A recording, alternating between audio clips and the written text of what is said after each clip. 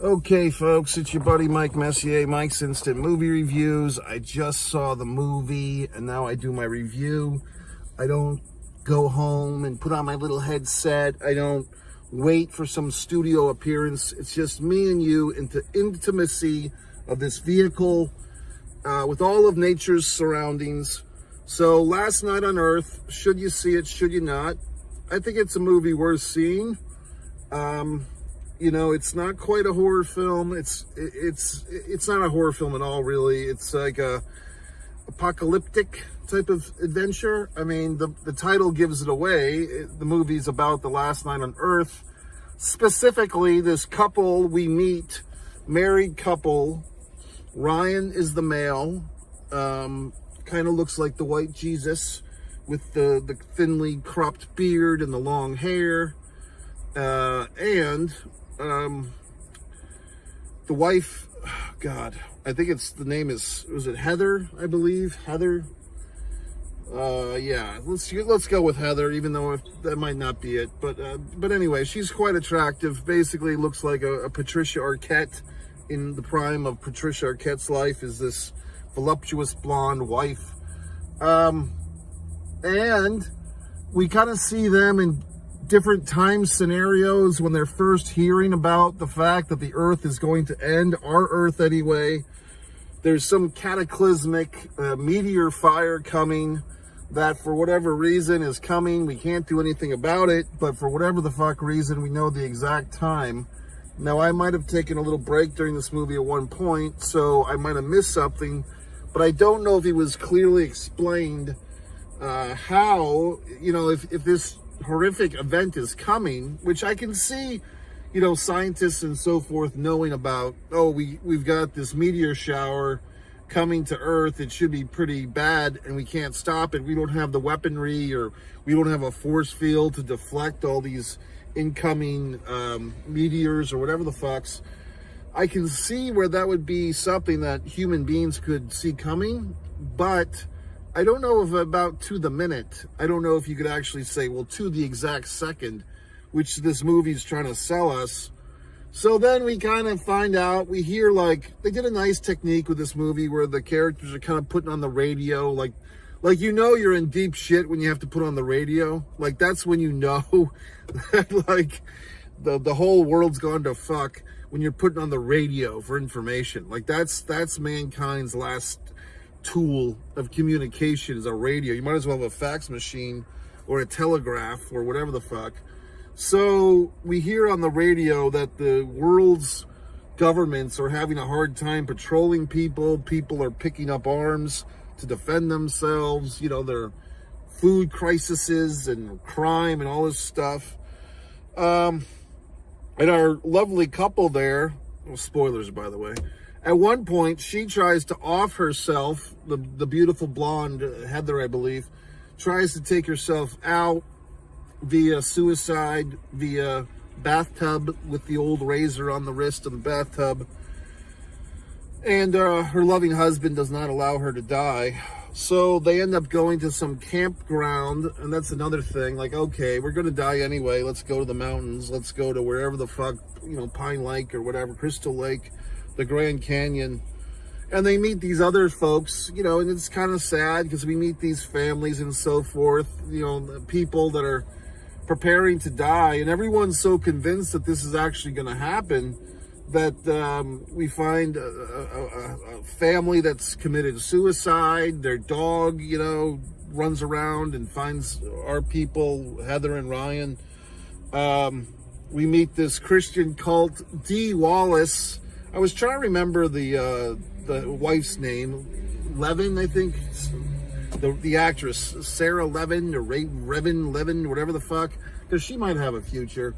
But someone with a wonderful history in movies, Dee Wallace, who I believe played the mom in both, did she play the mom in both E.T. and Poltergeist many years ago? And she's probably one of these people that people would see at these conventions and these autograph signings and all these horse shit things. But yeah, Dee Wallace is in there, and she's kind of the matriarch of this Christian group that's all getting together and praying and so forth. And they're gonna, you know, talk to God on their way out and everything and all this wonderful stuff. And our guy and his woman there, you know, they're trying to make the most of it, and their answer to all of life's, you know, the end of the world's problems is just keep on fucking each other. So they keep having sex, which is a fine answer. And then they meet this other couple, and this is where I might have blanked out a bit, but this, what was the bad guy's name?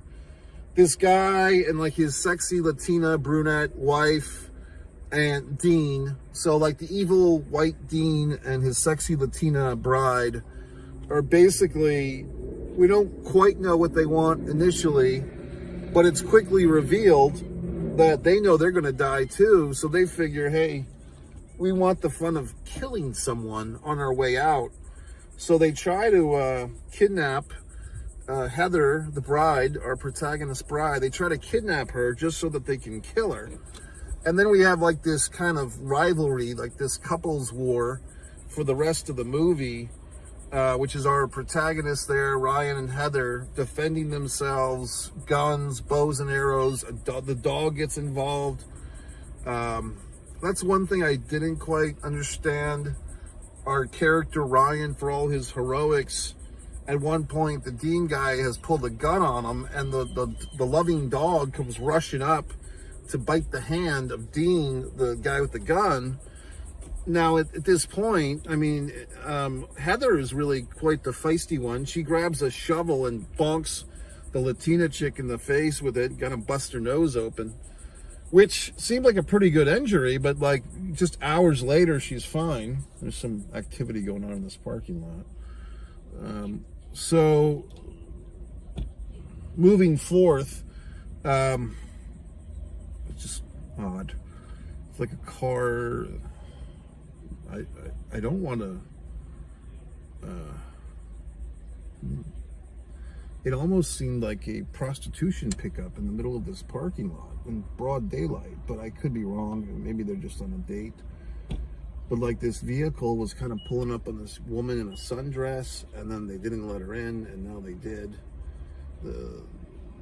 This vehicle that's pulling behind me now, the girl in the sundress got into the vehicle, but I guess they're fine. So anyway, yeah, so our protagonist there, Heather, bonks the Latina chick in the nose. Pretty good visual, and basically looks like she broke her nose, but then like hours later, it seems like they kind of forgot that she was supposed to have a broken nose. So suddenly her face is fine. I don't know. It didn't seem like they carried over the broken nose from one scene to the next, and it's all supposed to be in the same evening. Yeah, so one of the things with this movie is it kind of feels like there's a few things going on. It's like, okay, the SAG-AFTRA, the Screen Actors Guild, was listed in the end credits. It does feel like this movie was probably right at the $200,000 budget mark. If I had to guess, it did feel like a low-budget movie, but a well-made low-budget movie. Besides Miss Dee Wallace, I don't think there was any big prominent stars, movie stars in this movie. Good actors, I just don't think they're all huge and famous. What else would lead me to that conclusion? Just, you know, the effects were good. They weren't great. And also, this is one of those movies that I'm seeing more and more of these days. It's this gray zone. It's not really a Christian movie. It's not Kirk Cameron. It's not even the Sound of Freedom or whatever. But it's like there's these Christian thoughts that are coming through, sometimes not even in the best possible representation of the Christians. In this movie, this Christian cult or this Christian church, they know that they're on the way out too, so they commit basically a group suicide, eating poison ice cream, including Dee Wallace, including child characters. So, and then like the Dean bad guy character starts breaking into theology. Like that's when you know you're watching one of these gray zone movies, when like the antagonist, the bad guy, before he like does his big kill, kind of like the old Scooby-Doo cartoons where the villain pulls off a mask and he tells you why he did everything. These villains in these pseudo-Christian movies always feel the need to quote the Bible, you know, right before they kill somebody. And that gives the opening to the good guys to stop that attack. So we kind of have that here with our buddy Dean, the bad guy. But the female character, I mean, probably a twofold thing. The female lead character is written very strong in this, physically strong. She seems to be the one that's always like coming out on top. Like she's always the one shooting the bad guy and using a bow and arrow to kill the Latina girl. Like she's got all these cool scenes, and quite honestly, probably the most attractive female character in the movie, obviously. So, or actress. So, you know, that has that going for it. But then you have all these things like there's a cross, you know, that she wears. There's sex scenes. It's like, is this a Christian movie or not? I mean, you might have seen my review of the horror film Thorns a few months ago, all 16 of you that watched that video. And similar issue here. It's like, what is this? You know what I mean? But that's fine. I mean, people can do whatever they want with their movies. And I just don't know if this is supposed to be a Christian movie. Is this supposed to be a Christian movie that's appealing to everyone? Or is this supposed to be an everyone movie that's just got a little tip of the hat to Jesus? I don't know the answer. I'm not the filmmaker on this one. I'm just saying it's up there. But I mean, I do kind of feel like this movie did a fairly good illustration of what you would imagine the end, like if for whatever the fuck reason we knew the date to the second of when this earth was going to end. I think it's pretty spot on. I mean, close. I think people would be taking up arms. I think there would be some suicide cults. I think there might be more people who would be doubting it. You know what I mean? Like, how do we really know? You know, like they might be telling you over and over again on the radio and everything, okay, the earth's going to end. But I think there would be a lot of people that wouldn't buy into it. It's the same thing when you have hurricanes and tornadoes and such, and people don't leave their homes. They don't evacuate like they're supposed to, and then they end up on the top of the ceiling with a sign, help me, or whatever the fuck. Not to pick on those fine folks, but that's what happens. I mean, a lot of people don't want to leave their homes in these situations because they'll believe it when they fucking see it, right? When the fucking water's up to their knee, then they'll realize there's a flood coming. So I just don't know.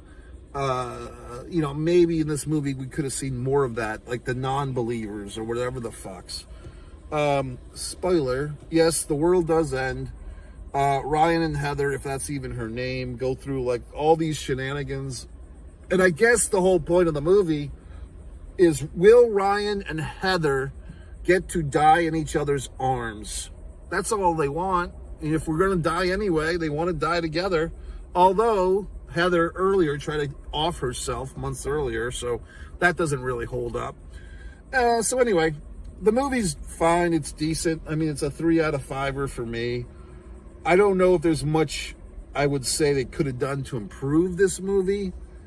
I think when you're starting with this pretense, this is the last night on Earth, you know, we're not going to have a sequel, folks. I mean, you know, it's basically like, okay, this movie is going to be doom and gloom and sad, and okay. So it's like, if you get for some reason I wanted to see this movie, I didn't really know why. I think I had seen some type of preview or some type of something. The movie at the end, there is no, when the end credits start rolling, folks, at least the version I saw, there was no like surprise cameo of Dean or the Latina chick coming out for a little encore. It's like, this is the end of the movie. No blooper reel, no bullshit, just end credits, which is the way I like a movie to end. No sit around and wait till the end credits and then something cool happens. It's just the end of the movie. But it was filmed in Tennessee, and it was labeled as 2023. So as I'm doing this review, it's deep into June. I think it's June 10th of 2024. So I guess this movie, you know, it found itself on the theater here in Jacksonville. I do give Jacksonville, Florida credit. There's a lot of movie houses, movie theaters around here, and they do tend to play quite a bit of movies that you won't see in pretty much every single multiplex or chain theater. You do see a lot of like these movies that are playing for 1 day or 2 days. I've experienced that quite a bit in this town. So that's it. So I mean, the movie was good.